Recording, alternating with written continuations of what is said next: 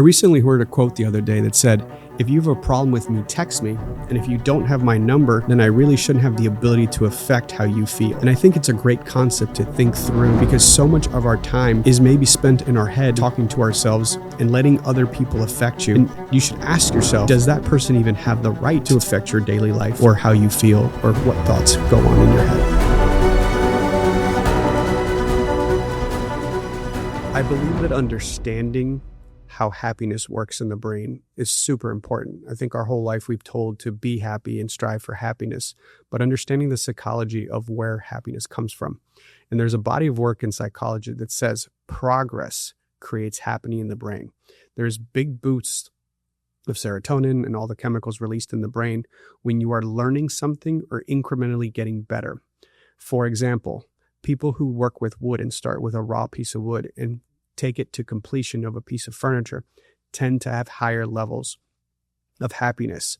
And so if you can understand that forward progress creates happiness, you can apply that to everything in your life. And so being a lifelong learner and learning new skills and learning new ways to complete tasks can actually create happiness, which ties back to life is all about the journey versus the destination. I think most of us tie happiness to completing something, whether it's a goal, a destination, a benchmark, a final destination, versus happiness comes from the daily activities, the 1 inch a day type behavior that leads to that destination.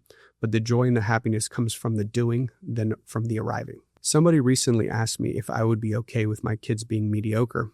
And my reaction was, as long as they're happy. And it prompts the question where happiness comes from. The progress principle states that there is a boost in happiness in the small incremental wins that you get throughout the day, the month, the year, the journey. And I think too many entrepreneurs obsess with the destination, whether that's a big raise, a big customer, a sale, a transfer of value. And really the joy comes from the daily activity and falling in love with the process of incrementally moving forward every single day. I learned this journey very early on as I had a huge goal in my 20s.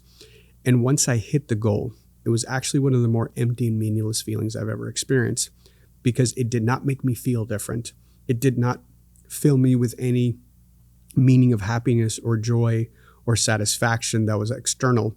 And I had to learn and reflect over the coming years that it's the daily journey that's the only one you actually have. I think it's a very dangerous thing we do as human beings where we continue to move the goalpost. I think most people can look at their station in life and remember a period in time 5-10 years ago where you would have been ecstatic to have the experience that you're currently just, accepting as normal day to day. But your 20-year-old version of yourself or your 16-year-old version of themselves would be doing backflips out of joy. And so it is very common for us to get accustomed to our new normal immediately and no longer appreciating how far you've come along your own personal journey.